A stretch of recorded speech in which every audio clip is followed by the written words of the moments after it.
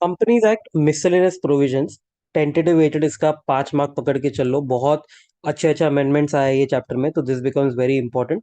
इसमें अपन 5 चीज पढ़ने वाले हैं। निधि कंपनी, डोरमेंट कंपनी, फिर government company, removal of name and valuer rules. Fraud का खाली एक छोटा सा सेक्शन डाल दिया है, वो ठीक है। मेनली ये 5 चीजें अपने को पढ़नी होगी। We start with Nidhi company. Nidhi company section number 406, एक ही सेक्शन है, एंड निधि रूल्स 2014 है, जो बहुत वास्ट है। अब फटाफट पहले तो निधि कंपनी क्या है, तो डेफिनेशन ये है, company incorporated as a Nidhi with the object of cultivating the habit of thrift and saving among its members, receiving deposits from the members, lending to the members for their mutual benefit, and which complies the rules made by CG। मतलब वो thrift and savings जो है वो आप में एक habit ऐसा inculcate करेंगे। और क्या करता है निधि कंपनी, बहुत सिंपल, ये एक बैंक के तौर पे लेंडिंग बोरोइंग कर रहा है, बट खाली मेंबर्स से पैसा लेगा और आगे मेंबर्स को ही देगा। यही है, it is like a private bank. उसमें जो मेंबर्स बनते हैं सिर्फ वही लोग यहाँ पे लेंडिंग बोरोइंग में पार्ट ले सकते हैं। तो याद रखना, ये मेंबर लोग पैसे सेव करके निधि कंपनी में डिपॉजिट करते हैं। निधि कंपनी आगे वो मेंबर्स को लोन देता है जिसको जरूरत है पैसे की, simple. Second point, central governments power. क्या पावर है, तो CG's power to direct that any provisions of the companies act 2013 shall not apply और अप्लाई विथ एनी मॉडिफिकेशन और एक्सेप्शन। मतलब निधि कंपनी के लिए थोड़े प्रोविजंस हम एग्जेम्प्ट कर देंगे, थोड़े में कुछ मॉडिफिकेशन डाल देंगे। इसके लिए सीजे प्रपोज नोटिफिकेशन ड्राफ्ट बनाएगा। It will lay down at both the houses of parliament for 30 days. 30 days के लिए उसको ले डाउन करना है, and then it can issue the notification when both the houses approve. But ये जो 30 डेज का पीरियड है, उसमें ignore the period while it was adjourn for 4 और मोर कॉन्जिक्यूटिव डेज। इसका मतलब है कि समझो आज मैंने फर्स्ट डे रखा हुआ है समझो पार्लियामेंट में, और इसका डिस्कशन वगैरह हुआ। उसके बाद है ना, नेक्स्ट 4 डेज के लिए पार्लियामेंट हुआ ही नहीं, अडजर्न हो गया। तो मेरे को ये केस में 30 डेज नहीं बट 34 डेज मिलेगा, क्योंकि बोला है ना, वो 4 दिन या उससे ज्यादा अगर अडजर्न हुआ तो उतना पीरियड इग्नोर हो जाएगा। तो 4 दिन को हटा दो, अब 30 के बदले 34 डेज आपको मिलेगा। उसके बाद इनकॉर्पोरेशन, अब यहाँ से सारे अच्छे अच्छे रूल्स शुरू होते हैं। तो इनकॉर्पोरेशन में ऐसा है, निधि जो है ना, it is a public company. भले वो प्राइवेटली ऑपरेट कर रहा है, प्राइवेट बैंक के तौर पे, बट वो पब्लिक कंपनी है, मतलब कोई भी आके यहाँ पे मेंबर बन पाएगा, कोई रेस्ट्रिक्शन नहीं है। With last words of the name as Nidhi limited. कोई भी कंपनी है उसके आगे तुमको दिख गया निधि लिमिटेड, मतलब वो Nidhi company. Minimum paid up equity capital होना चाहिए 10 लाख का। यहाँ पे याद रखना इक्विटी लिखा हुआ है। क्यों? क्योंकि नेक्स्ट पॉइंट बोलता है, issuing preference shares is not allowed on और after the commencement of companies act 2013। अगर ओल्ड प्रेफरेंस शेयर्स है, मतलब ये एक्ट के पहले अगर उसने इशू किए रहेंगे, it can be redeemed as per the terms of issue. But अब ये एक्ट आने के बाद प्रेफरेंस शेयर्स इशू करना नॉट अलाउड है। इसके लिए मिनिमम इक्विटी कैपिटल का खाली लिमिट डाला हुआ है, 10 लाख तो होना ही चाहिए।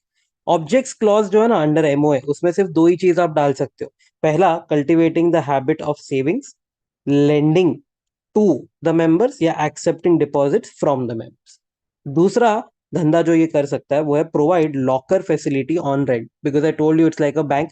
तो यहाँ पे क्या होएगा, लॉकर फैसिलिटी दे सकते हैं to the members only if rent income up to 20% of gross income of the Nidhi है at any time during the financial year. मतलब पूरे साल में कोई भी दिन पे, याद रखना, तुम्हारा जो रेंट इनकम है वो up to 20% of total income होना चाहिए। मतलब ऐसा नहीं है कि निधि अपना इनकम का 50% खाली लॉकर से कमाए, ये नहीं चलेगा। It has to be your side business, up to 20% of your income चलेगा। उसके बाद नेक्स्ट पॉइंट है जनरल रेस्ट्रिक्शंस या प्रोहिबिशंस। यहाँ पे शॉर्ट फॉर्म बहुत इंपॉर्टेंट याद रखना, चिल्ला बापू। चिल्ला जो है पहला वाला पॉइंट। तो ये रेस्ट्रिक्शंस या प्रोहिबिशंस है, मतलब निधि कंपनी ये नहीं कर पाएगा धंधे। Carry on the business of chit fund, hire purchase, insurance, leasing and acquisition of securities of a body corporate. ये 5 चीजें चिल्ला जो लिखा हुआ है, ये निधि कंपनी नहीं कर पाएगा। फिर बी से आएगा, पे ब्रोकरेज और incentive for mobilising deposits from members और फॉर लेंडिंग। अरे मतलब यहाँ पे अपना धंधा जो है वो एकदम सीधा साधा है, मेंबर से पैसा लेके मेंबर्स को आगे दे रहे हैं, ठीक है, लेंडिंग बोरोइंग यही हो रहा है। अब इसमें अगर कोई मेंबर से पैसा आए निधि कंपनी में, वो यहाँ पे आके डिपॉजिट करे, उसके लिए मैं किसी को कमीशन इंसेंटिव या ब्रोकरेज दूं, ये नहीं चलेगा। मतलब वो बोल रहे हैं कि मेंबर को अगर सामने से आना होगा तो वो आएगा, आप किसी को कमीशन नहीं दे सकते कि ये प्लीज ये मेंबर को बोलना कि मेरे इसमें आके डिपॉजिट करे, ये नहीं चलेगा। सिमिलरली देने के लिए भी, मतलब कोई भी पॉइंट पैसा आने के लिए या जाने के लिए तुम कमीशन नहीं दे पाओगे। फिर ए से आएगा अक्वायर अ कंपनी या control BOD of a company, मतलब कि appoint majority of the BOD, ये भी नहीं चलेगा। आप निधि कंपनी हो, आप अपना धंधा करो, ये सब में मत पड़ो अक्वायरिंग अ कंपनी या कंट्रोलिंग बीओडी वगैरह। उसके बाद नेक्स्ट ए है accept borrowing from a bank, financial institution, etc. in order to lend to anyone other than a member। इसका मतलब क्या है, तो वो बोल रहे हैं कि भाई तुम मेंबर से लो और मेंबर को दो, तुम बैंक फाइनेंशियल इंस्टीट्यूशन वगैरह से नहीं ले सकते। साथ साथ तुम सामने किसी और को नहीं दे पाओगे, सिर्फ मेंबर को ही दे पाओगे। Next is accept deposit from या lend to a person other than member और टू अ बॉडी कॉर्पोरेट। मतलब अगेन सेम चीज बोल रहा है, खाली मेंबर से, ये मंत्रा याद रखना, खाली मेंबर से ही पैसा ले सकते हैं एंड मेंबर को ही पैसा दे सकते हैं बस। अदर देन मेंबर कुछ भी अलाउड नहीं होगा, तुम बैंक से करो, फाइनेंशियल इंस्टीट्यूशन से करो, बॉडी कॉर्पोरेट से करो, कुछ भी करो, not allowed. Next A, advertise to solicit और रिसीव डिपॉजिट्स। मतलब ये मेंबर से अपने पास पैसा आए इसके लिए एडवर्टीजमेंट भी नहीं दे सकते, बट एक एक्सेप्शन है, allowed if details of the fix deposit scheme is circulated privately among the members with the words for private circulation to members only written. मतलब तुम प्राइवेटली सर्कुलेट करो अपने ही मेंबर्स में, बट ये लिखना for private circulation to members only, ये बाहर नहीं जाना चाहिए और पब्लिकली किसी को लगना नहीं चाहिए कि उनको ऐड दिया है, खाली मेंबर्स को ही देना है। अपने ही अंदर अंदर करना है तो ठीक है। फिर पी से आएगा इशू प्रेफरेंस शेयर्स, डिबेंचर्स और अ डेट इंस्ट्रूमेंट। कुछ भी अलाउड नहीं है, प्रेफरेंस भी नहीं, डिबेंचर्स भी नहीं, डेट भी नहीं, इसमें खाली इक्विटी रहेगा। उसके बाद नेक्स्ट पी जो है that is pledge assets that are kept by members as security. तुम्हारे मेंबर्स ने कुछ सिक्योरिटी रखी है, जैसे ये देखो निधि कंपनी ने अगर किसी मेंबर को लोन दिया हुआ है तो मेंबर ने सामने कुछ तो भी गिरवी रखा होगा, तो यहाँ पे कोई तो भी एसेट उसने गिरवी रखा हुआ है। Nidhi company can't pledge these assets ahead. जैसे कि यहाँ पे अगर किसी मेंबर से निधि कंपनी ने लोन लिया हुआ है तो वो यहाँ पे वो एसेट्स गिरवी नहीं रख पाएगा, ठीक है, क्योंकि किसी ने आपके पास वो एसेट गिरवी रखा हुआ है, तो आप आगे उसको नहीं रख पाओगे। फिर पीस आएगा partnership agreement with respect to lending borrowing. आप लेंडिंग और बोरोइंग के लिए कोई भी पार्टनरशिप अग्रीमेंट नहीं कर सकते, यहाँ पे सीधा अपना माउथ पब्लिसिटी चलता है, जैसे मेरे क्लासेस में भी यही होता है। अगर कोई मेरे को बोलता है ना पेड मार्केटिंग करो, पेड एडवर्टीजमेंट वगैरह करो, तो मैं नहीं करता, बट सामने से अगर कोई स्टूडेंट आ रहा है तो उसको मिलता है, सेम वैसे ही पार्टनरशिप अग्रीमेंट करना यहाँ पे नॉट अलाउड रहेगा। फिर open current account with its members. यहाँ पे कोई भी मेंबर, समझो सोसाइटी है कोई मेंबर, अब ये सोसाइटी आके बोलती है कि प्लीज हमारे में आके आप कोई करंट अकाउंट खोल लो, बिकॉज सोसाइटीज जो है वो बैंकिंग का भी धंधा कर सकते हैं कोऑपरेटिव सोसाइटी के नाम पे। अगर वो बोलता है करंट अकाउंट खोल लो हमारे पास आके, तो निधि कंपनी वो भी नहीं कर पाएगा। फिर लास्ट ओ है any other businesses apart from borrowing और लेंडिंग अमंग दी मेंबर्स। मतलब आपको खाली मेंबर्स से पैसा लेना है, आगे मेंबर्स को पैसा देना है, यही धंधा करना है। हाँ एक एक्सेप्शन है कि वो लॉकर फैसिलिटी अगर आपको रेंट पे देना है मेंबर्स को तो चलेगा, अदर देन मेंबर्स नहीं अलाउड रहेगा। और अगर मेंबर्स को दे रहे हो तो याद रखना rental income up to 20% of Nidhi's gross income होना चाहिए at any time during the F Y. एक भी दिन पे अगर ये इंक्रीज हो जाता है 20 के ऊपर तो फिर ये वायोलेशन हो जाएगा।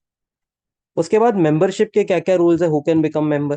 तो बॉडी कॉर्पोरेट मेंबर नहीं बन सकता, ट्रस्ट मेंबर नहीं बन सकता, माइनर मेंबर नहीं बन सकता, बट हाँ deposits can be accepted in the name of minor if the natural और legal guardian is a member. ये नेचुरल गार्डियन मतलब उसका सच का पेरेंट, एंड लीगल गार्डियन मतलब समझो उसका पेरेंट नहीं है बट अडॉप्टेड है या ऐसा कुछ है, तो लीगल गार्डियन जो भी है, अगर माइनर के नाम पे उसको डिपॉजिट करना है तो इन दैट केस चलेगा, बट उसका नेचुरल या लीगल गार्डियन मेंबर होना ही चाहिए। बट अदरवाइज एक सादा कोई माइनर रहेगा नॉर्मल केस में, वो नहीं बन पाएगा। Membership must not be reduce to less than 200 members. मतलब भाई मिनिमम 200 मेंबर्स तो चाहिए ही रहेगा निधि कंपनी के लिए।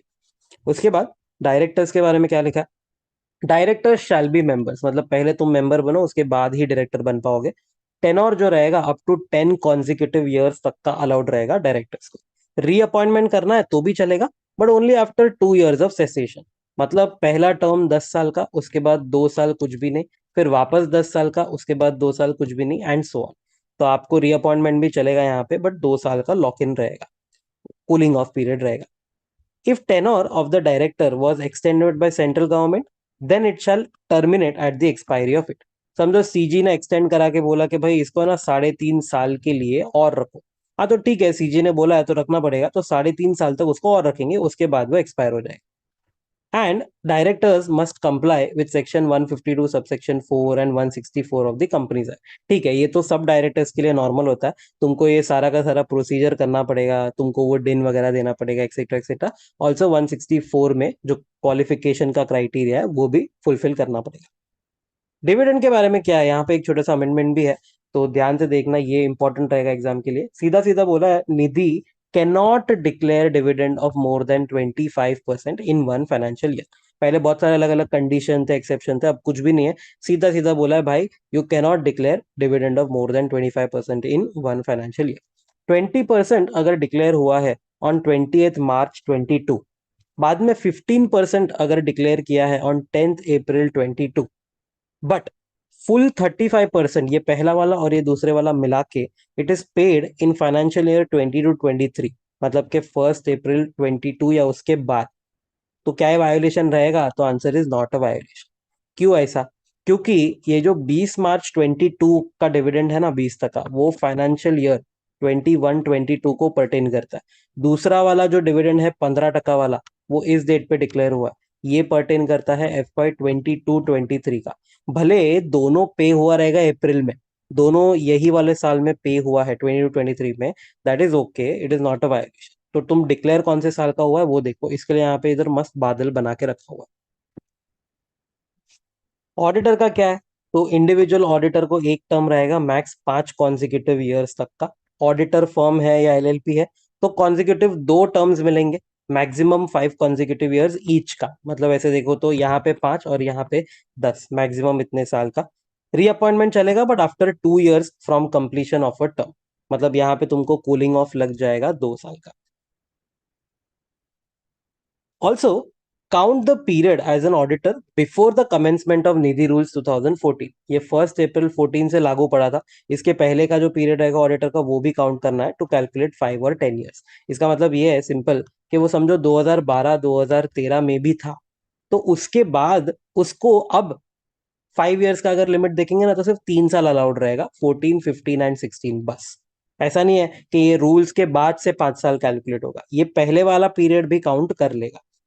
Auditor shall furnish a certificate every year that states that Nidhi company has complied with all the rules. मतलब ये सारा रिस्पॉन्सिबिलिटी ऑडिटर के माथे डाल दिया है कि भाई तुम बताना कि इसने सब फॉलो किया है कि नहीं. इन case of non compliance, auditor must mention the rules violated, कौन सा उसने वायोलेशन किया है. इसका अगर कॉन्ट्रवेंशन हुआ है, कंपनी एंड जो भी ऑफिसर इन डिफॉल्ट रहेगा, सबको मैक्सिमम फाइन लगेगा 5,000 तक का. साथ साथ further fine 500 per day for continuing offence after the first day. पहला दिन तक आपको मैक्सिमम 5,000 तक का फाइन लगेगा, ज्यादा नहीं लगा रहे ये लोग, बट अगर आगे जाके वो कंटिन्यू रहा तो 500 पर डे. तो ये नॉन कंप्लायंस रहेगा तो ऑडिटर भी रिपोर्ट कर देगा, साथ साथ यहाँ पे इनको पेनल्टी भी भरने का मौका मिलेगा. तो 5,000 भरने का मौका तुमको चाहिए तो नॉन कंप्लायंस कर लो. उसके बाद शेयर कैपिटल एंड अलॉटमेंट का क्या रूल है? तो only fully paid up equity capital allowed है. इक्विटी है वो तो अपन ने पहले ही देखा, प्रेफरेंस नॉट अलाउड है, और फुल्ली पेड अप रहना चाहिए, पार्टली नहीं. फेस वैल्यू जो है 10 या 10 से ज्यादा का रखना है. डिपॉजिट होल्डर रहेगा तो क्या, एंड सेविंग्स अकाउंट या रिकरिंग डिपॉजिटर रहेगा तो क्या. मतलब ये FD का बात कर रहा है, ये सेविंग बैंक अकाउंट का बात कर रहा है, या फिर RD का बात कर रहा है. तो पहला FD के लिए ऐसा है कि भाई मिनिमम 10 शेयर होने चाहिए तुम्हारे पास, या टोटल FV 100 का होना चाहिए, वट एवर द केसेस. अगर तुमने FV 100 का ही रखा है तो एक शेयर रखो चलेगा. तो यहाँ पे देखो दो चीज हो सकती है, अगर एक शेयर FV 100 का है तो भी चलेगा, या फिर अगर तुम 10 शेयर्स का देख रहे हो तो FV 10 ईच होना चाहिए तो भी चलेगा, what ever the cases. Saving account या रिकरिंग डिपॉजिटर है तो भाई मिनिमम एक शेयर चाहिए FV 10 का. तो यहाँ पे छोटा सा अमाउंट है, खाली 10 के FV का एक शेयर रहेगा तो भी चलेगा. फिर एक बहुत मस्त अमेंडमेंट आया है, a member can not transfer more than 50% of the share holding as on the date of availing loan और making deposit during the existence of such loan और डिपॉजिट. इसका मतलब क्या है ये देखो एग्जाम्पल के थ्रू. अगर यहाँ पे एक छोटा सा एग्जांपल है, loan is taken on 1 July 2022. On 1 July 2022, share holding was 15 shares of FV10 each. मतलब तुमने 150 का माल रखा हुआ है, 15 शेयर्स 10 के FV वाला. Concern member is a deposit holder. तो डिपॉजिट होल्डर के लिए अपना रूल क्या है, तुम्हारे पास अगर 10 के FV वाले शेयर्स है तो 10 शेयर्स मिनिमम रखने हैं, या फिर तुम कैसे भी करो, तुम्हारा FV अगर 100 है तो चलेगा, बट मिनिमम इतना तो होना ही चाहिए. क्वेश्चन है, can he sell 7 shares after 1 July 2022 till the repayment of loan. अब देखो उसका लोन पेंडिंग है, ठीक है, और ये वाला रूल क्या बोलता है, ही cannot transfer more than 50% of the share holding. तो भाई ही कैनॉट ट्रांसफर मोर देन 50%, मतलब अगर तुम्हारे पास यहाँ पे 15 शेयर्स है, तो मोर देन 50% मतलब क्या, कि वो 8 शेयर्स यहाँ पे नहीं बेच पाएगा. तो क्वेश्चन बोल रहा है क्या वो 7 शेयर्स बेच सकता है. तो इसके हिसाब से तो आंसर यस है, ये रूल के हिसाब से. बट नीचे एक एक्सेप्शन लिखता है जो बोलता है भाई, member shall retain the minimum number of shares, जो भी ऊपर लिखा हुआ है. तो यहाँ पे इमेजिन करो, अगर वो 7 शेयर्स निकालता है, उसके पास 15 में से 7 हट गए, मतलब अब बैलेंस उसके पास 8 शेयर रहेंगे 10 के FV वाले, मतलब उसका FV खाली 80 रहता है. बट डिपॉजिट होल्डर को बोला है कि भाई तुम्हारे पास 100 का FV तो होना ही चाहिए. तो ये केस में answer is no, he can't sell 7 shares. Minimum 10 shares of 10 FV, इतना तो होना ही चाहिए. तो अगर उसको 5 शेयर बेचना है ना, यहाँ से 15 में से अगर वो 5 बेचता है तो चलेगा, बट वो 7 नहीं बेच पाएगा. उसके बाद requirements post incorporation. This is not applicable if Nidhi is incorporated on और आफ्टर 19 अप्रैल 2022.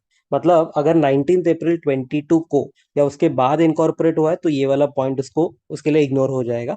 अदरवाइज पहले वाली निधि है तो उसको ये अप्लाई करेगा. With in 1 year from incorporation उसको इंश्योर करना है, इट हैज एटलीस्ट 200 मेंबर्स. ये तो अपन ने पहले भी देखा. It should have net owned funds of at least 20 lakh. ये नेट ओन्ड फंड्स क्या है रे, ये देखो नीचे. नेट ओन फंड्स का formula paid up share capital plus free reserves minus accumulated losses minus intangibles. ये याद रखना, paid up share capital free reserves, उसमें से अक्यूमुलेटेड लॉसेस और इंटेंजिबल्स हटा दो, तो बन जाएगा नेट ओन्ड फंड्स. और ये क्या रूल बोला है कि भाई नेट ओन्ड फंड्स जो है वो एटलीस्ट 20 लाख के होने चाहिए. उसके बाद unencumbered deposits should be at least 10% of outstanding deposits. ये जो रूल है ना, इसके लिए मैंने पीछे एक एग्जांपल डाला है नेक्स्ट पेज पे, अभी वापस चाहिए तो बता देता हूँ. थोड़े मेंबर्स ने आके निधि कंपनी में समझो 1 लाख रुपया डिपॉजिट किया. निधि कंपनी अगर उसमें से आगे डिपॉजिट करता है कहीं पे भी, लेट्स से कोई भी स्केड्यूल्ड बैंक को जाके अगर ये पैसे देता है, और स्केड्यूल बैंक को जाके ये कितना पैसा दे रहा है यहाँ पे, तो बोला है एटलीस्ट 10%, मतलब कि 10,000 जो है वो सामने स्केड्यूल बैंक को ये देगा. याद रखना अनएनक्यूम्बर्ड होना चाहिए. अनएनक्यूम्बर्ड मतलब क्या, कि इसको तुम कहीं पे गिरवी नहीं रख पाओगे. लेट्स से अगर इसने यहाँ पे FD की है 10,000 की, तो यूजुअली ये FD के सर्टिफिकेट्स भी आप कहीं पे गिरवी रख सकते हो और कुछ बोरो कर सकते हो, तो ये नॉट अलाउड रहेगा. तो थोड़ा मतलब कि at least 10% of your total deposit जो है वो अनएनक्यूम्बर्ड रखना, बाकी का गिरवी रखना है तो चलेगा. Next is net owned funds divided by deposits. ये रेशियो जो है that should be up to, मतलब लेस देन और इक्वल टू 1:20. मतलब अगर मेरे पास समझो 1 लाख का नेट ओन फंड्स है, तो मैं मैक्सिमम 20 लाख तक के डिपॉजिट्स ले सकता हूँ मेंबर्स से. With in 90 days from the end of first financial year, क्या करना है उसको, file form MDH1. Return of statutory compliances है ये, सर्टिफाइड बाय PCA PCS या PCA पे. मतलब ये अपना यहाँ पे पैसा थोड़ा बहुत कमानी होने वाला है प्रैक्टिसिंग चार्टर्ड अकाउंटेंट का या कंपनी सेक्रेटरी या कॉस्ट अकाउंटेंट का, कि भाई एक रिटर्न रहता है स्टैट्यूटरी कंप्लायंसेस का, उसमें सब लिखा हुआ रहेगा कि फॉलो हुआ है कि नहीं हुआ है. तो ये 90 days from the end of first FY तुमको करना होगा. Failure of the first compliance, ये जो यहाँ पे फर्स्ट कंप्लायंस है ना, with in 1 year of incorporation, उसका बात हो रहा है. अगर तुमने वो फेल कर दिया, तो apply to the regional director RD within 30 days from the close of first FY via form MDH2 to extend the time limit. RD में pass an order within 30 days from the receipt of an application, plus कुछ extension मिल सकता है, but maximum 1 साल from the date of application यहाँ तक extension मिलेगा. तो उतने टाइम में ये ऑर्डर पास कर देगा RD कि आपको वो यहाँ पे क्या अलाउ कर रहा है, एक्सटेंड करने दे रहा है कि नहीं. If the above failure extends beyond the second financial year, भाई तुमको पहले साल में था, बट अब सेकेंड फाइनेंशियल ईयर के भी आगे चला गया है failure, then Nidhi can't accept deposits from the start of financial year to till it complies and gets itself declared as a nidhi under 406 again by the CG। मतलब ये harsh हो गया, सेकेंड फाइनेंशियल ईयर में अगर non compliance जा रहा है तो फर्स्ट डे ऑफ FY2 वहां से तुम कोई भी डिपॉजिट एक्सेप्ट नहीं कर पाओगे। अगर तुमको वापस कंप्लाई करके CG का डिक्लेरेशन मिलता है तो ही तुम एक्सेप्ट कर पाओगे। फिर डिपॉजिट्स के बारे में है, अगर FD आ रही है निधि कंपनी में तो मिनिमम 6 महीने से लेके मैक्सिमम 60 मंथ्स तक का ये हो सकता है। RD है तो मिनिमम 12 महीने से लेके 60 मंथ्स तक का ये हो सकता है। RD related to mortgage loans, maximum RD tenor can be up to the repayment period of the loan granted by Nidhi. इसका क्या मतलब है? अरे सिंपल है, ये देखो, निधि है, निधि ने है ना किसी मेंबर को मॉर्गेज लोन दिया है। मॉर्गेज लोन का मतलब क्या रहता है? तो सामने कुछ गिरवी रख के उसने लोन लिया, ठीक है, घर का पेपर वगैरह गिरवी रखा रहेगा, तो समझो उसने यहाँ पे इसको लोन दिया, और मेंबर जो है ना वो सामने उसी निधि में RD कर रहा है। मतलब ऐसा हुआ है, लोन लिया हुआ है मॉर्गेज लोन और सामने वो RD हो रहा है, तो this is called as RD related to mortgage loan. So maximum RD का टेनोर जो है it can be up to the repayment of the loan. मतलब ये अगर 5 years का है तो ये भी 5 years मैक्सिमम ऐसा हो जाएगा। फिर saving bank account, interest can be paid on maximum 1 lakh balance. अगर तुम 3 लाख रखते हो तो भी 1 लाख पे ही तुमको इंटरेस्ट मिलेगा। Interest can be maximum 2% above the nationalised bank saving bank interest. अब इसमें PNB, bank of Baroda, SBI वगैरह जो भी तुम नेशनलाइज्ड बैंक ले लो, मोर देन दैट तुम 2% ही एक्स्ट्रा दे पाओगे। FD and RD interest maximum up to RBI prescribed interest rate for NBFC। तो सेविंग बैंक अकाउंट है तो PSU bank +2, FD and RD का बात करें तो RBI ने जो NBFC को बोला रहेगा प्रिस्क्राइब करेगा वो वाला रेट। उसके बाद foreclosure of FD and RD। Foreclosure मतलब क्या? प्री मेच्योर विड्रॉबल हो गया, तो अगर पहले 3 महीने में तुमने फोर क्लोज कर दिया तो नॉट अलाउड, मतलब 3 महीने तक तो रखना ही पड़ेगा। आफ्टर 3 मंथ्स अगर तुम प्री मेच्योर विड्रॉ करते हो तो can't pay interest for the first 6 month. Nidhi company जो है वो पहले 6 महीने का इंटरेस्ट देगा ही नहीं, मतलब प्रिंसिपल जो है वो निकाल लो। Rate of interest that can be paid, तो you can reduce original interest rate by 2%। मतलब अगर प्री मेच्योर विड्रॉवल हो रहा है तो पहली बात तो पहले 3 महीने में तो अलाउड ही नहीं है। अगर 3 महीने के बाद हो रहा है तो पहले 6 महीने का तुम इंटरेस्ट मत पे करना। अच्छा, अगर 9 महीने हो गए हैं तो ये केस में क्या? अगर 9 महीने हो गए और बाद में प्री मेच्योर विड्रॉ कर रहा हूँ तो पहले 6 महीने का मेरे को 0 इंटरेस्ट मिलेगा। बाकी के आगे के जो 3 महीने हैं उसमें कितना इंटरेस्ट मिलेगा? तो जो ओरिजिनल रेट था उसमें से मैं 2% माइनस कर सकता हूँ। यहाँ पे एक छोटा सा एस्टेरिक मारा हुआ है, interest shall not be reduce in case of death of the depositor when nominee और survivor joint depositor and legal heir withdraws. मतलब डिपॉजिटर का डेथ हो गया उसके वजह से प्रीमेच्योर विड्रॉवल हो रहा है, उसका नॉमिनी विड्रॉ कर रहा है या उसके साथ जो जॉइंट डिपॉजिटर था वो विड्रॉ कर रहा है या उसका लीगल हायर विड्रॉ कर रहा है, जो भी केस है उस केस में ये जो 2% है माइनस नहीं करेंगे तो ये यहाँ पे तुमको पूरा का पूरा इंटरेस्ट मिल जाएगा। बट हाँ, खाली 3 महीने का, पहले 6 महीने का तुमको कुछ भी नहीं मिलेगा। उसके बाद अनएनक्यूम्बर्ड टर्म डिपॉजिट बाय निधि, जो मैंने अभी ऊपर एक एग्जांपल दिया था कि डिपॉजिटर लोग अगर 1 लाख डाल रहे हैं, समझो ये 31 दिसंबर 20 को डाला, उसके बाद निधि आगे जाके वो एटलीस्ट 10,000 जो है वो स्केड्यूल्ड कमर्शियल बैंक या post office other than cooperative या रीजनल रूरल बैंक उसमें ये रख सकता है। ये जो 10,000 बोला हुआ है वो ऊपर रूल से ही आया है 10% वाला। तो देखो एक्चुअल रूल क्या है, Nidhi shall invest in unencumbered TDs in own name at least 10% of deposit outstanding on last working day of the second preceding month. मतलब सेकेंड लास्ट मंथ का बात हो रहा है। जैसे एग्जांपल अगर आज है समझो 1 फरवरी 21, 1 फरवरी 21 को वो 10,000 डाल रहा है, उसके लिए वो क्या देखेगा, ये 10% ऑफ वॉट है, तो 10% ऑफ वॉट, तो 10% of the deposits outstanding on last working day of the second preceding month. अगर ये फेब्रुवरी में हो रहा है तो उसका प्रीसीडिंग मंथ हो गया जनवरी, उसका सेकेंड प्रीसीडिंग मंथ हो गया दिसंबर, उसका last working day let's say 31 December 20।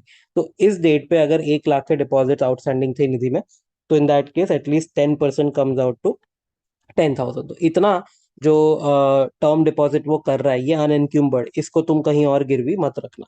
If Nidhi needs the money back due to unforeseen commitments, it can make temporary withdrawal for repayment to the depositors only after the RD's prior approval. ये जो regional director है उसका approval लेना पड़ेगा, और ये NDH2 के form के साथ उसको फीस पे करना पड़ेगा, तब जाके अप्रूवल मिलेगा। मतलब यहाँ से अगर उसको पैसे वापस चाहिए मेंबर्स को देने के लिए फॉर अनफोर्सीन सर्कमस्टांसेस, या कुछ ऐसा जो अनप्लान था उसके वजह से, तो चलेगा, टेम्परेली विड्रॉ कर सकते हैं, बट RD का अप्रूवल लेना। लोन्स का क्या रूल है? तो पहला तो loan can be given only to members, ये तो अपने को पता ही है, मेंबर्स को ही हम पैसे देंगे। Only to the first member if they are joint members, 3-4 नाम में जॉइंट मेंबर्स है तो भी पहले मेंबर को ही लोन मिलेगा। Maximum loan to one member कितना हो सकता है? तो ऐसे यहाँ पे देखो, 2 लाख, 7.5 लाख, 12 लाख, 15 लाख। ये है ना, पहले की बुक्स में ना 7 लाख हो गया था गलती से, उसको काट देना, 7.5 लाख है ये। तो ऐसा है, when deposits from all the members as per last audited financial statements are less than 2 crore, तो आप 2 लाख दे सकते हो। इसको ऐसे पढ़ना, ठीक है? तो देखो, अपने पास लास्ट ऑडिटेड फाइनेंशियल स्टेटमेंट रहेगा, उसमें मैं देखूंगा deposit from all the members, मतलब निधि में इनफ्लो कितना आया है, सीधा सीधा बात करें तो कितना इनफ्लो आया है। अगर लेस देन 2 करोड़ आया है, ठीक है, तो मैं एक मेंबर को मैक्सिमम 2 लाख का लोन दे सकता हूँ। उसके बाद अगर इनफ्लो 2 करोड़ से ज्यादा बट लेस देन 20 करोड़ आया है, तो मैं एक मेंबर को 7.5 लाख तक का मैक्सिमम लोन दे सकता हूँ। उसके बाद अगर more than 20 crore but less than 50 crore का अगर यहाँ पे आया हुआ इनफ्लो, तो 12 लाख एक मेंबर को मैक्सिमम दे सकता हूँ। एंड लास्ट, अगर मोर देन 50 करोड़ का इनफ्लो आया हुआ है, तो मैं 15 लाख मैक्सिमम एक मेंबर को लोन दे सकता हूँ। अब इसमें बहुत सारे लोग डाउट पूछेंगे कि सर यहाँ पे लेस देन 20 करोड़ है, यहाँ पे मोर देन है, सिमिलरली यहाँ पे लेस देन 50 और मोर देन 50, तो एग्जैक्ट 20 करोड़ या एग्जैक्ट 50 करोड़ रहेगा तो क्या करने का? तो ये निर्मला सीतारामन जी को मैंने अभी एक रिक्वेस्ट भेजा है कि अपन जूम वीडियो कॉल करते हैं, और मैं वहां पे वो ये एरर जो है उनको समझा दूंगा और अमेंडमेंट करा लूंगा, बट अभी के लिए इसका कोई आंसर उन्होंने नहीं दिया हुआ है, तो अभी के लिए उसको इग्नोर करना अगर एग्जैक्ट आ रहा है तो। फिर, Nidhi has made losses in 3 preceding financial years, अगर ऐसा है तो limit on fresh loan will be up to 50% of the amount mentioned above. मतलब अगर लास्ट तीनों साल में तुम्हारे लॉसेज हुए हैं, तो इस लिमिट को आधा कर दो, जैसे कि 1 लाख, ये हो गया 3.75 लाख, 6 लाख एंड 7.5 लाख रिस्पेक्टिवली, अगर लॉसेज हो रहे हैं तो। उसके बाद, if a member has defaulted on a loan taken from Nidhi, then that Nidhi cannot grant further loan to him. ये SBI ने जो गलती की थी ना, वो नहीं करनी अपने को। अगर कोई डिफॉल्ट कर रहा है उसको आगे और लोन मत देना। Only secured loans are allowed, ये याद रखना, अगर लोन दे रहे हैं तो सामने सिक्योरिटी ले लेना। क्या क्या सिक्योरिटी परमिटेड रहेगा? तो गोल्ड, सिल्वर या कोई ज्वेलरी ले सकते हैं। याद रखना, उसमें टर्म्स एंड कंडीशन है कि tenor of the loan maximum 1 साल का होना चाहिए। तो अगर कोई ज्वेलरी वगैरह गिरवी रख के लोन लेना चाहता है तो 1 साल तक का देंगे। इमोबल प्रॉपर्टी अगर गिरवी रख रहा है, total loan against the immovable property should be up to 50% of the overall outstanding loan. मतलब ये निधि कंपनी ने जितने भी लोन्स दिए हैं ना, समझो 100 करोड़ के लोन्स दिए हुए निधि कंपनी ने, उसमें से अपन देखेंगे कि इमोबल प्रॉपर्टी के अगेंस्ट कितना लोन दिया है, तो ये अप टू 50%, मतलब कि 50 करोड़ तक ही हो सकता है। A loan amount up to 50% of the property value, मतलब तुम्हारा जो प्रॉपर्टी है अगर वो समझो 1 करोड़ का है, गिरवी रखा हुआ है, तो कितने का लोन दे सकता है? तो अप टू 50 लाख। तो ये तो सही है यार, बहुत ज्यादा ही सिक्योर्ड है ये तो। उसके बाद, tenor of the loan maximum 7 साल तक का हो सकता है, उससे ज्यादा नहीं। फिर अगर वो FD, नेशनल सेविंग सर्टिफिकेट या गवर्नमेंट सिक्योरिटी या कोई इंश्योरेंस पॉलिसी गिरवी रख रहा है, तो वहां पे मेच्योरिटी ऑफ द सिक्योरिटी कितना होना चाहिए? Maximum up to loan period और 1 year which ever is lower. इसका क्या मतलब है? ये देखो, बहुत सिंपल है। अगर लोन का पीरियड है, एग्जाम्पल मैं 2.5 ईयर्स का लोन ले रहा हूँ, तो 2.5 ईयर्स और 1 year which ever is lower, कैलसी पे चेक करना, आंसर आएगा 1 ईयर फॉर श्योर। अब विच एवर इज लोअर जो 1 ईयर है ना, वो क्या बोल रहा है? Maturity of the security maximum 1 साल होना चाहिए। तो ये जो FD है, NSC है, GSEC है, जो भी है, उसका फिर मैक्सिमम 1 साल तक का ही मेच्योरिटी चलेगा। उसके बाद, loan tenor should be up to unexpired FD period. इसका मतलब क्या है? भाई मेरा जो FD का पीरियड है वो है, समझो एग्जाम्पल 5 साल। अब ये FD मैंने गिरवी रखी हुई है और मैंने लोन लिया हुआ है निधि कंपनी से, कितने टेनोर तक का लोन हो सकता है? तो ये मैक्सिमम 5 साल तक ही हो सकता है। ये 3 साल का होएगा तो चलेगा क्या? हाँ सर चलेगा, अप टू 5 कुछ भी हो सकता है। तो खाली एक एग्जाम्पल था, जितना भी तुम्हारा अनएक्सपायर्ड एफडी का पीरियड रहेगा उधर तक तुम ये लोन ले सकते हो बाय कीपिंग इट गिरवी। रेट ऑफ इंटरेस्ट का क्या सीन? तो interest charged on loan given will be up to interest offered on deposits plus 7.5%। मतलब भारी धंधा है यहाँ पे। ये देखो, मेंबर लोग जो है वो निधि कंपनी को पैसे दे रहे हैं और थोड़े मेंबर लोग उधर से ले रहे हैं। तो मेंबर ने जो निधि कंपनी में डिपॉजिट किया ना, और सामने जो वो आगे मेंबर्स को लोन दे रहा है ना, इंटरेस्ट फ्लो ऐसे करेगा। तो ये क्या बोला हुआ है? Interest charged on loan given, मतलब कि ये वाला पार्ट इसका बात हो रहा है, ये this should be up to interest offered on deposit plus 7.5। समझो डिपॉजिट पे ये देता है 10% मेंबर्स को, तो यहाँ पे वो आगे मेंबर से कितना ले सकता है? 17.5 तक। तो सही धंधा है, 60.5% का मार्जिन रख सकता है ये बीच में। Charge same interest to all the borrowers of same class of loan and display the rates on notice board at registered office as well as branches. ये ब्रांच का एक डेफिनेशन है, याद रखना, branch means something other than the registered office. Obviously हमको पता है ये प्रिंसिपल ऑफिस है, रजिस्टर्ड ऑफिस जो रहेगा उसके अलावा बाकी सारे ब्रांचेस होते हैं। तो वहां पे तुमको डिस्प्ले करना होगा एंड क्लास के वाइज तुमको ये चार्ज करना है। जैसे अगर इमूवेबल प्रॉपर्टी गिरवी रख रहे हैं तो जितने भी लोग इमूवेबल प्रॉपर्टी गिरवी रख रहे हैं सब लोग को सेम इंटरेस्ट चार्ज करेंगे। उसके बाद हाफ ईयरली रिटर्न है फॉर्म एनडीएच 3 में, 30 days from the end of half year. जैसे कि सितंबर हाफ ईयर खत्म हुआ तो 30 अक्टूबर। ये certified again by PCA PCS PCA में थोड़ा पैसा कमाने का मौका यहाँ पे अपने को मिल जाएगा। एंड लास्ट है penalty for non compliance of rules by company and officers. तो जो भी यहाँ पे कंप्लाई नहीं कर रहा है कुछ भी, उसको फाइन भरने का मौका मिलेगा 5,000 तक का। Further fine up to 500 per day for continuing offence, ये अपन ने पहले भी देखा है। साथ साथ एक और चीज है, यहाँ पे ऑडिटर जो है वो अपने रिपोर्ट में ये लिख देगा कि इसने कंप्लाई नहीं किया है। Okay, dormant companies section 455 and companies miscellaneous rules करके एक है, उसमें आया था। So which company can apply to ROC for being dormant? तो any company formed for future projects या to hold an asset or intellectual property. Probably you will start earning after let's say 3-4 years, but आज से तुमको company बनानी पड़ी, so and you don't have any significant accounting transaction। या फिर एक inactive company, मतलब company has not been carrying on operations या has not filed financial statement and annual return during the last 2 financial year or has not made significant accounting transaction during the last 2 financial years। What is significant accounting transaction? So it means any transaction other than payment of fees to ROC or for complying with any laws, allotment of shares, किसी को allot किया तो that is not significant, and payment for maintenance of office and records, जो basic खर्चा होता है ना office चलाने के लिए वो सब, that's not significant। उसके अलावा कुछ किया then it is significant। Eligibility to apply, कौन कौन अप्लाई कर सकता है? तो ऐसी कंपनी जिसमें there is no inspection, inquiry, investigation ordered, no prosecution has been initiated and pending, there are no outstanding public deposits and loans secured as well as unsecured। but unsecured है तो नीचे exception में पढ़ोगे that if the lender is giving the consent then it is okay। फिर there should be no default of statutory taxes payment, workman dues and interest payment, and securities must not be listed on any stock exchange in India या abroad।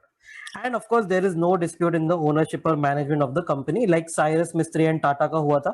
तो there should there should not be any dispute in that, clear होना चाहिए case.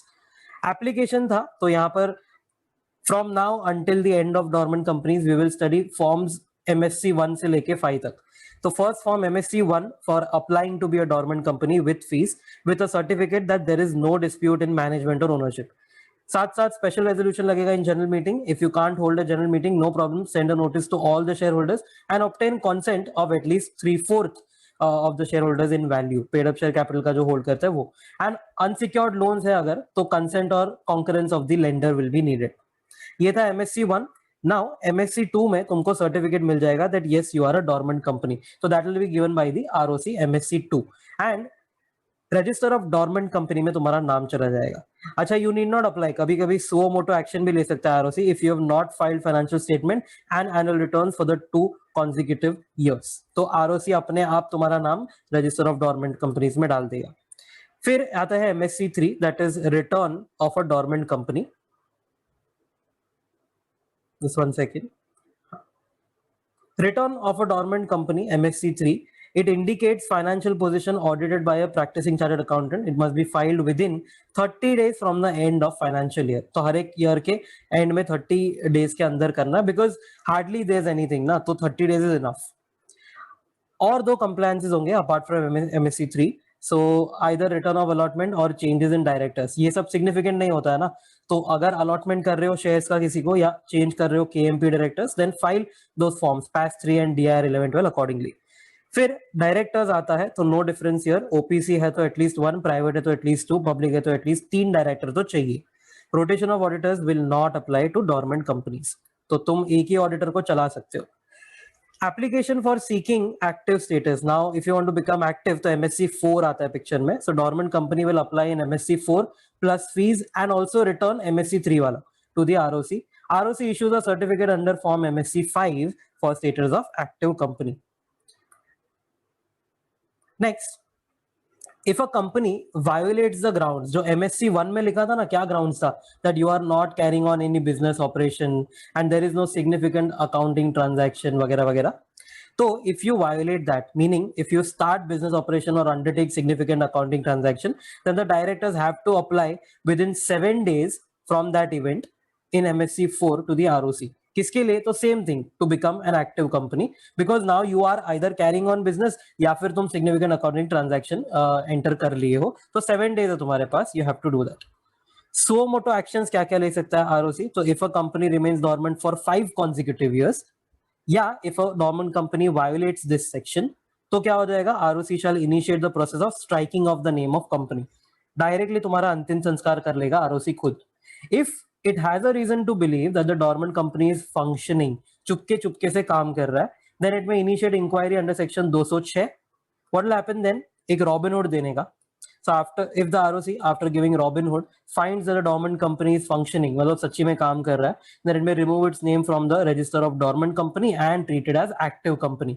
मतलब सारे compliances अब उसको करने पड़ेंगे खुद से. Then there is government company. Section 2 subsection 45 में defined है, very important. A company in which at least 51% of paid up share capital is held by CG, SG or both, and includes a company which is a subsidiary of a government company. इसमें 2-3 example बहुत बहुत important. First example अलग अलग governments का. Government of Goa 45, central government 3 and government of Punjab 10, तो total 58 होता है. No problem, it is a government company क्योंकि एटलीस्ट 51 चाहिए, ऑल कंबाइंड. सेकेंड है government of Maharashtra holds 45 and ABCD corp holds 40 in XYZ. मतलब जो ऊपर था ना गवर्नमेंट कंपनी, वो अब कोई कंपनी में 40 होल्ड करता है, तो this has not to be counted, this was not to be counted. मतलब ये हम गिनते नहीं है, because you have to only check the holding directly of CG और SG और बोथ, तो this will not be a government company. However अगर यही ABCD कॉर्प ने समझो 40 नहीं बट 60 होल्ड किया होता तो क्या होता? तो फिर वो subsidiary of a government company बन जाता XYZ, then that is okay. तो वही थर्ड एग्जांपल है. But government of Assam holds 2 and ABCD Corp holds 50.5 in DEF Corp Limited. So now DEF is a subsidiary of ABCD. ABCD is a government company, so DEF is also a government company. It's a subsidiary of a government company. Okay. Next section है 394. 394 and 395 are regarding annual report of the government company when CG and SG are members. ये 394 हो गया. और 395 जो रहेगा उसमें CG member नहीं है, ओनली स्टेट गवर्नमेंट मेंबर है. तो क्या करना है? AGM रखेंगे. AGM at which the audit report and comments of the CAG are placed. वहां से 3 महीने है prepare annual report on the working and affairs of the company. As soon as possible after preparing, CG जो है वो parliament में ले down करेगा. स्टेट गवर्नमेंट जो है वो स्टेट लेजिस्लेचर के हाउस में ले डाउन करेगा. क्या क्या ले डाउन करेगा? Annual report, audit report and comments of the CAG. Similarly यहां पर भी सेम 3 चीजें. फिर आता 395 annual report of the government company when at least one और वन से ज्यादा state governments are members other than central government वाला केस है. तो सेम एज 394 है, nothing new except the CG is part of laying it down at parliament. 394 and 395 shall also apply to government companies in liquidation. मतलब ऐसा नहीं है कि liquidation है तो आपको कुछ भी कंप्लायंस नहीं करना है, करना पड़ेगा. So 394 and 395 will apply. Then removal of name 248 से लेके 252, popularly called as striking of the name of company. तो पहला 248 में लिखा है power of registrar to remove the name of the company from register of companies. 248 subsection 1 बोलता है suo motu by registrar, 248 subsection 2 बोलता है on application by company. There are 4 grounds, वो 4 ग्राउंड्स के ऊपर या तो ROC suo motu striking off कर देगा या तो आप अप्लाई कर सकते हो, but on the same 4 grounds. पहला है company failed to commence the business within 1 year of incorp, company is not carrying on business for the last 2 financial years and no application was made for dormant status. फिर company is not carrying on business revealed after physical verification under 12 subsection 9 and subscribers to MOA have not paid the subscription and no declaration has been filed within 180 days of incorporation. तो तुमने पैसे भी नहीं भरे हैं and declaration भी file नहीं किया है कि क्यों पैसे नहीं भरे वगैरह वगैरह। तो ये 4 ग्राउंड है, ये चारों ग्राउंड पे आरओसी सुओ मोटो क्या करेगा, it will send a notice, it will send a notice to the company and all the directors seeking documents and representation in 30 days, 30 दिन का तुमको टाइम मिलेगा।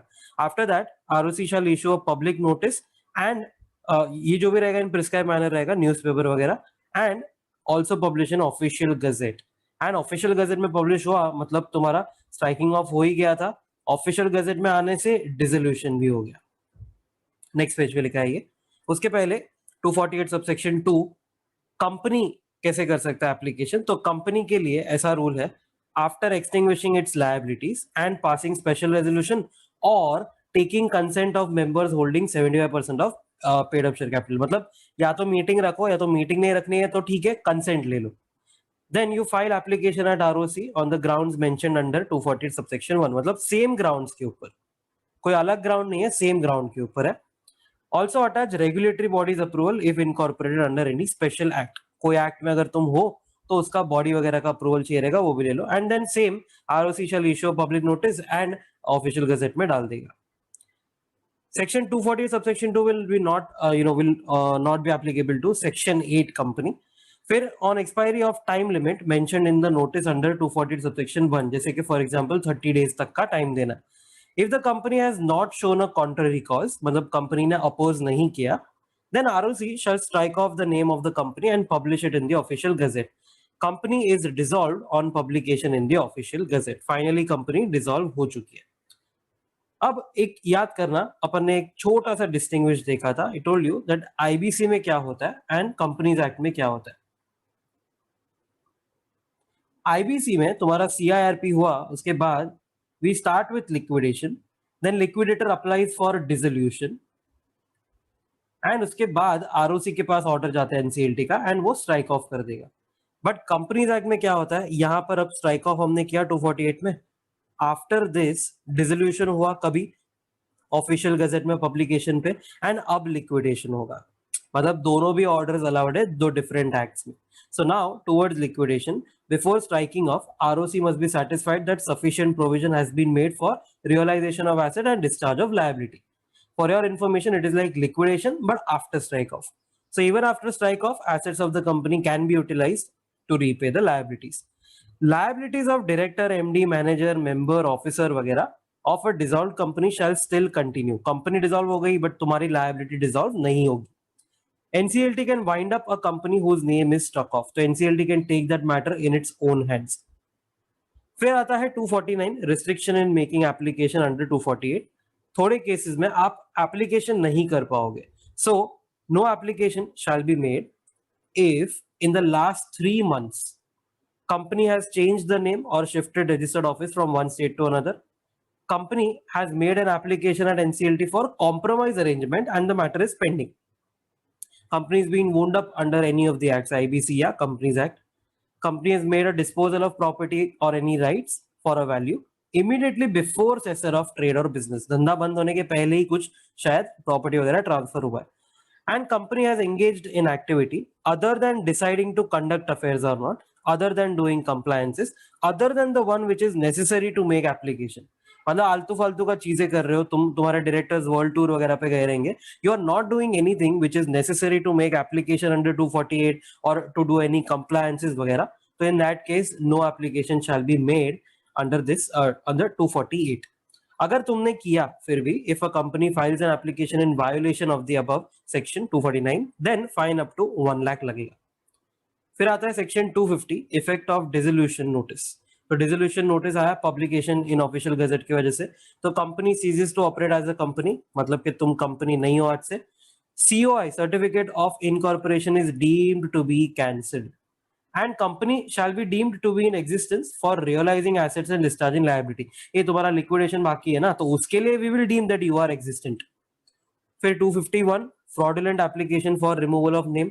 फुकट का फालतू का एप्लीकेशन किया तो प्रॉब्लम हो जाएगा। So if it is found that application has been made with the object of evading liabilities, intent to deceive creditors, intention to defraud others. Example दिया था ना, रिलायंस ने बहुत सारे डिपॉजिटर्स से पैसे लिए, बहुत सारे डिपॉजिटर से बहुत सारा पैसा उठाया, करोड़ों में पैसा उठाया, एंड देन उसने चुपके से एक एप्लीकेशन फाइल कर दिया। प्रॉबेबली वो डिपॉजिटर्स को पता ही नहीं होगा कि उसने एप्लीकेशन फाइल किया है until it is struck off. तो ऑफिशियल गजेट में आएगा तब तक इनको पता ही नहीं रहेगा। तो in that case it is trying to evade the liability, क्योंकि एक बार कंपनी का नाम स्ट्राइक ऑफ हो गया फिर ये डिपॉजिटर्स वगैरह को पैसे नहीं देने पड़ेंगे, ऐसा उनको लगता है। बट 252 भी उसके लिए डाल दिया है, तो उसमें अपील एप्लीकेशन वगैरह भी अलाउड है। So in case if you do any fraudulent activity, किसी को deceive वगैरह करने के लिए, then person in charge of management shall be jointly and severally liable to any person who had incurred a loss when the company was notified as dissolved.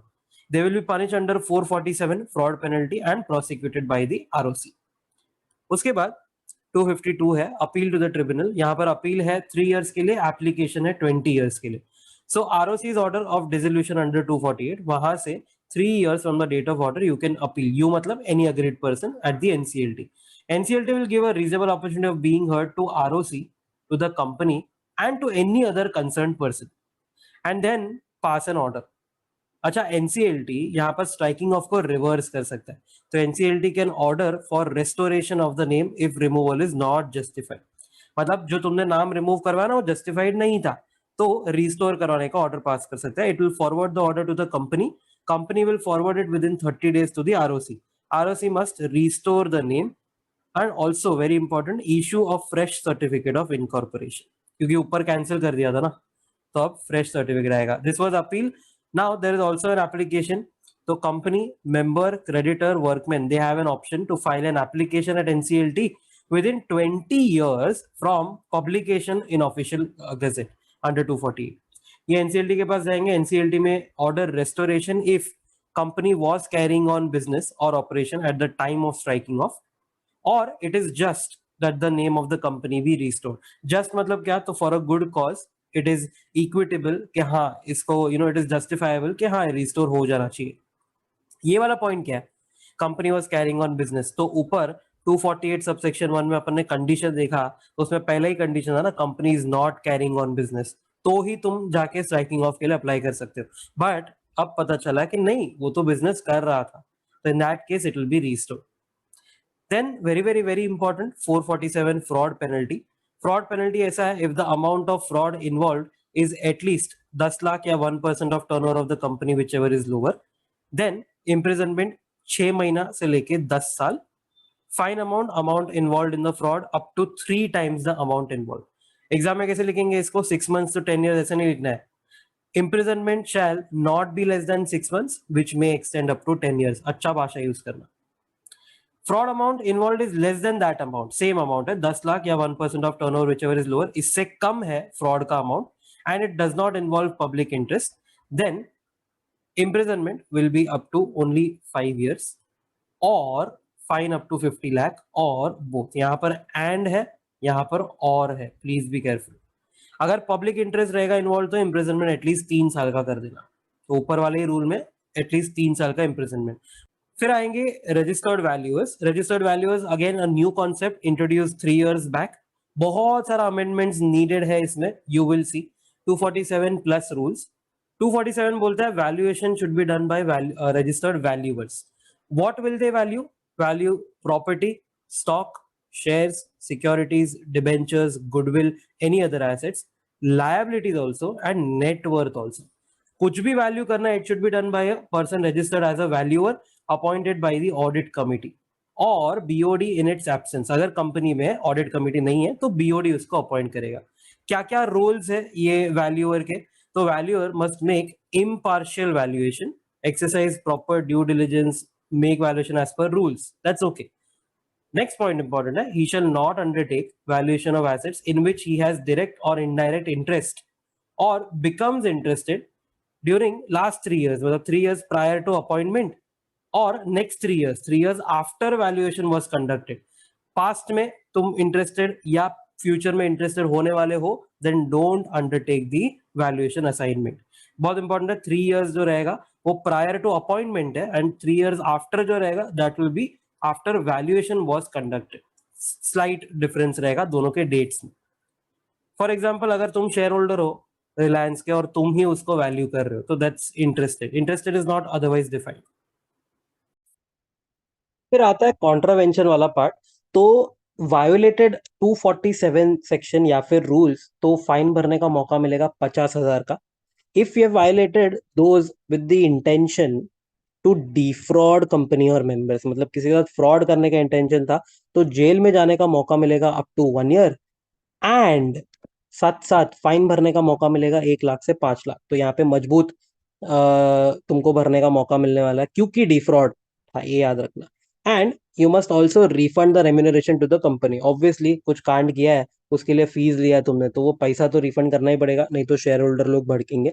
साथ साथ pay damages to company और any person for loss due to incorrect statements made in the report.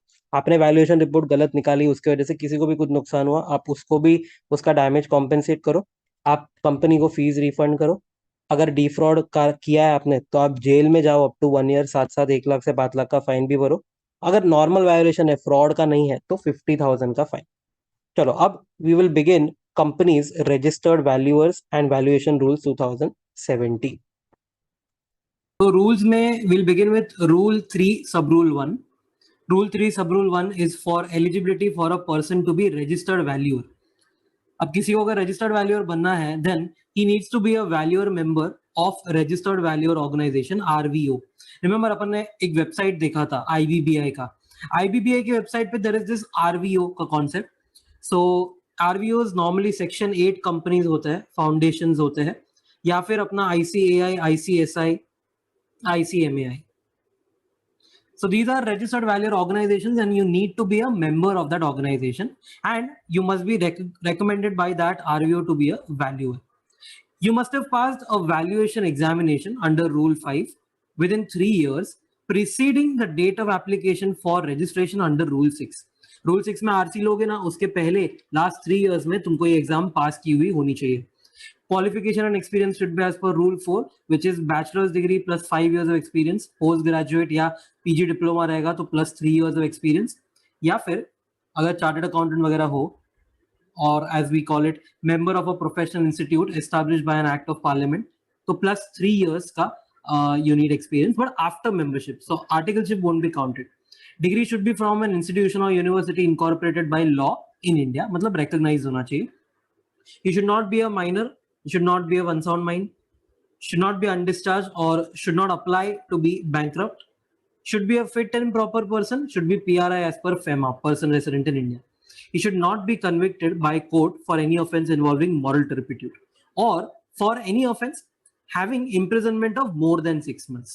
अगर ऐसा कोई offense किया है तो you can't be registered valuer.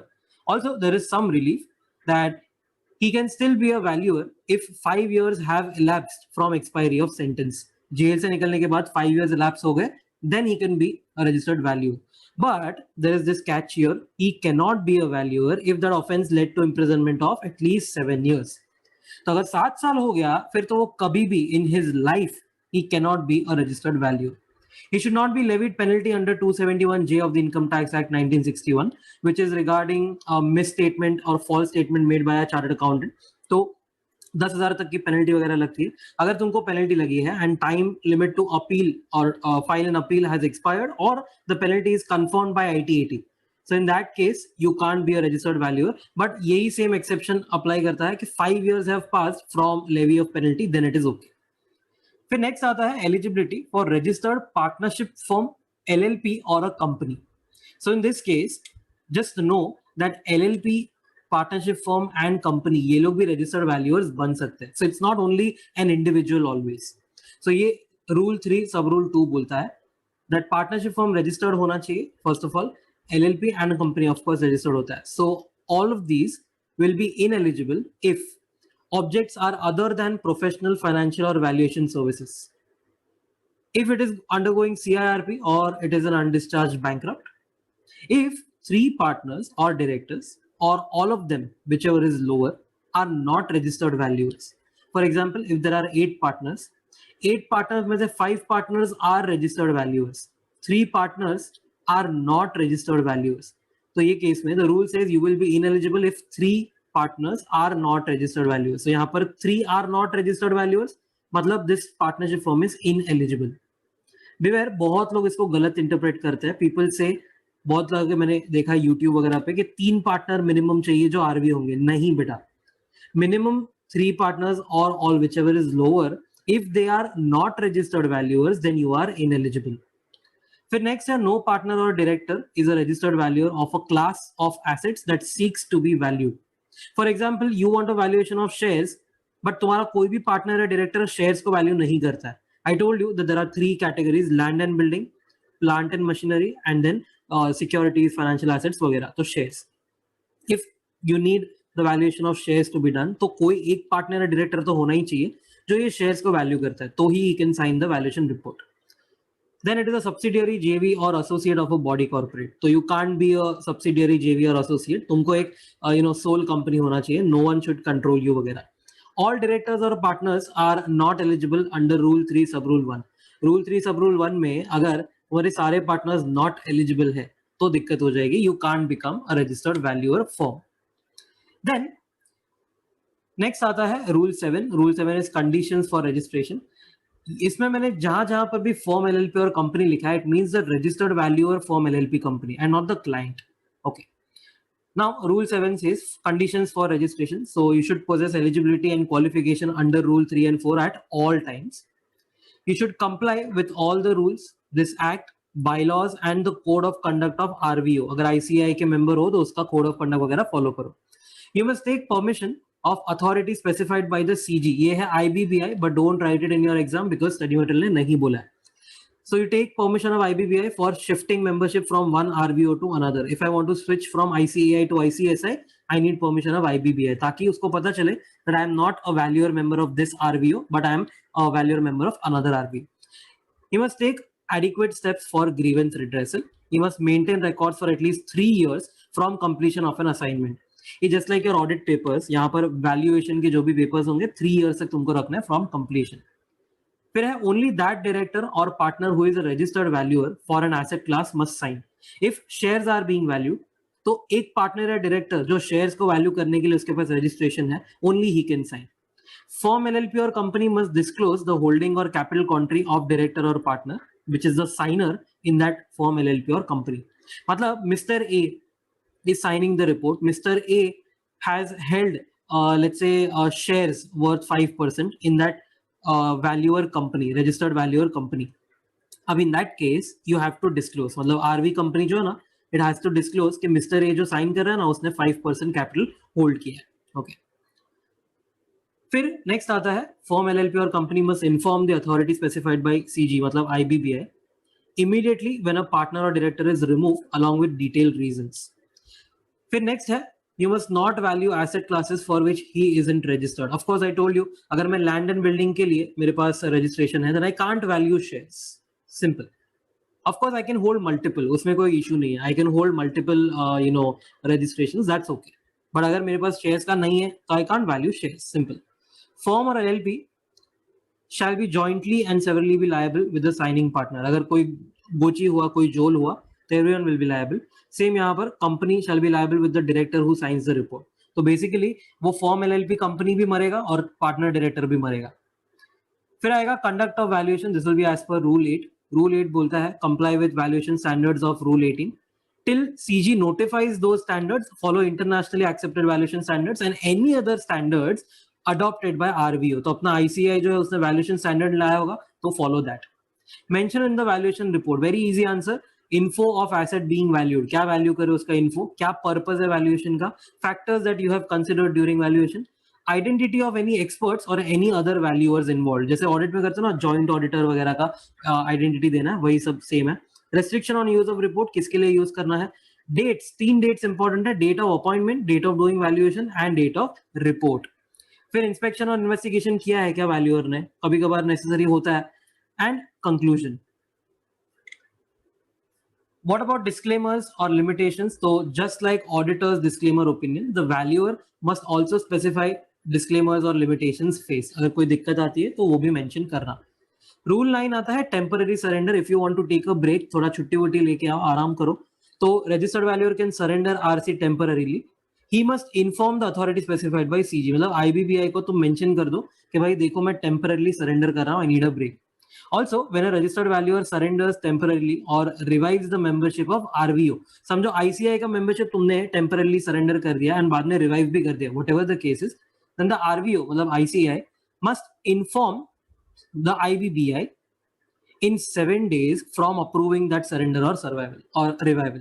मतलब तुम जो surrender या revival है ICI को पहले propose करोगे, ICI will approve that and within 7 days ICI will only inform the IBBI, मतलब authority specified by CG। Also ICI मतलब RVO must place on its website in searchable format। क्या place करेगा, control F करके तुमको दिखना चाहिए कौन सा मेंबर ने सरेंडर किया है, कौन सा मेंबर का रिवाइव हो गया। देन एलिजिबिलिटी फॉर आरवीओ, आरवीओ कौन कौन बन सकता है, तो रूल 12 में लिखा है section 25 company of the old act, section 8 company of the new act, with the sole object of dealing with matters relating to regulating the valuers. मतलब सिर्फ उसी के लिए ये बनाया गया है आरवीओ कि हम वैल्यूअर्स को रेगुलेट करेंगे। और professional institute established by act of parliament like ICAI, ICSI, ICMAI और सोसाइटी और ट्रस्ट। हाउएवर सोसाइटी और ट्रस्ट जो है वो आज के तारीख में एप्लीकेबल नहीं होगा, because there was a rule which said society or trust must be converted into or be registered as a section 8 company within 1 year from commencement of these rules, which was already 18th October, sorry 18th October 2017, मतलब यहाँ से 1 year, तो ये आता है 17th October 2018। तो यहाँ तक उनको बोला था सोसाइटी या ट्रस्ट रहेगा तो कन्वर्ट हो जाओ। सो एनीवे आज के तारीख में it is not relevant. Then right side जो है, रिमेंबर कि ICAI है, पूरा आंसर ICAI के रिलेटेड है, विल बी रिकॉग्नाइज्ड, मतलब RVO जो है वो रजिस्टर्ड वैल्यूअर ऑर्गेनाइजेशन बनेगा if it conducts educational courses in valuation as per syllabus under rule 5, delivered via classroom या डिस्टेंस मॉड्यूल, मतलब ऑनलाइन वगैरह जो आजकल चल रहा है, प्लस प्रैक्टिकल ट्रेनिंग वगैरह होगा। ICAI का कोर्स है, I think it cost around 25,000, उसका मैसेज वगैरह आते रहता है। Then it should grant membership or COP with respect to that asset class for which it is recognized। अच्छा, IBBI के वेबसाइट पे जाओगे ना तो पता चलेगा कि ICAI जो ना, it is registered valuer organization for securities and financial assets, but ICSI जो ना वो सबके लिए है, सिक्योरिटीज, फाइनेंशियल एसेट, फिर लैंड एंड बिल्डिंग, फिर प्लांट एंड मशीनरी, सबके लिए। तो RVO के पास जिसका रजिस्ट्रेशन है उसके मेंबर्स को भी उसी का COP या मेंबरशिप जो भी है वो मिलेगा। Conducts training before issuing COP, lays down a code of conduct, audit में आता है ना 15-20 मार्क के लिए, वही सेम एथिक्स वगैरह। फिर आता है प्रोवाइड फॉर कंटिन्यूइंग एजुकेशन, हर एक को CPE आवर्स वगैरह का रिक्वायरमेंट लग जाता है after membership and COP। And it monitors, reviews, conducts disciplinary proceedings against the members. तो ये सब ICAI करता है ना, तो ये ऐसा इंस्टीट्यूट जो होता है वो RVO बन सकता है। फिर आता है कंप्लेंट्स, तो कंप्लेंट्स अगेंस्ट RV और RVO। अच्छा, 3 लोगों के खिलाफ कंप्लेंट जा सकती है। RV जो एक इंडिविजुअल है, RV जो एक फर्म LLP कंपनी है, या फिर RVO जैसे कि ICAI है, उसके अगेंस्ट कंप्लेंट आ सकती है। So first one is complainant against RV और RVO, मतलब कोई भी रजिस्टर्ड वैल्यूअर हो या रजिस्टर्ड वैल्यूअर ऑर्गेनाइजेशन हो, किसी के भी खिलाफ अगर कंप्लेनेंट है तो he will complain by post और courier with non refundable fee of 1000 rupees. किसको जाएगा, अथॉरिटी स्पेसिफाइड बाय CG, मतलब IBBI। एग्जाम में मत लिखना, ये स्टडी मटेरियल में नहीं लिखा है। And IBBI will accordingly handle and take action। अच्छा, यही केस में अगर समझो एक पार्टनरशिप फर्म या कंपनी वगैरह इन्वॉल्व है, तो complainant against RV who is a partner और director of valuer firm LLP और कंपनी, मतलब तुम सोल नहीं हो, इंडिविजुअल नहीं हो, you are rather a partner और director of a valuer firm, तो कंप्लेनेंट वही सेम 1000 रुपए वगैरह पे करेगा, अथॉरिटी स्पेसिफाइड बाय CG। तो अथॉरिटी, ये हो गया, अथॉरिटी को दे दिया, फिर इधर एक छोटा ब्रैकेट डालना चाहिए था, he can complain to the authority and it refers it to the RVO, मतलब आईसीआई के पास चला जाएगा, आईबीबीआई, ये आईबीबीआई है, तो अगर कोई पार्टनर डायरेक्टर के खिलाफ कंप्लेन है तो आईबीबीआई रेफर कर देगा आरवीओ को, मतलब आईसीएआई को शायद, and it handles and takes action as per its bylaws. फिर लास्ट पार्ट है पनिशमेंट्स। पनिशमेंट में लिखा है rule 20, contravention of these rules this will contradict with section 247। अभी पीछे रिवाइंड करके देखना, 247 में ना लास्ट में लिखा था, if you contravene this act और you know not this act, this section और एनी ऑफ द रूल्स, तो इन दैट केस वहां पर 25,000 वगैरह की यू नो वहां का फाइन लगा था। बट यहाँ पर वापस इन्होंने लिखा है, probably I don't know mistake हो गया रहेगा, इनसे अमेंडमेंट वगैरह आएगा। निर्मला जी को मैंने व्हाट्सएप किया है, लेट्स सी अमेंडमेंट आता है कि नहीं। Anyway, contravention of these rules तो लायबल अंडर सेक्शन 469 सबसेक्शन 3 ऐसा बोला। 469 सबसेक्शन 3 क्या बोलता है, मैक्सिमम फाइन 5,000 तक का, और अगर कंटिन्यूइंग ऑफेंस है तो 500 per day after the first day, ये भी चला जाएगा। रूल 21 बोलता है if a person makes a false statement that is material knowing it to be false or he omits a known material fact from any report, certificate वगैरह, मतलब material miss statement किया है या कुछ ओमिशन किया है, then you will be liable under 448। अच्छा, 448 बोलता है फॉलो 447, तो 447 फ्रॉड पेनल्टी अपने सिलेबस में है ना, तो अगर अमाउंट वही वाला सेम रूल लगाना कि एटलीस्ट 10 लाख या 1% of turnover of the company which ever is lower, अगर एटलीस्ट उतना है तो एक पेनल्टी लगेगी, अगर उससे कम है तो दूसरी पेनल्टी लगेगी। Okay, this was miss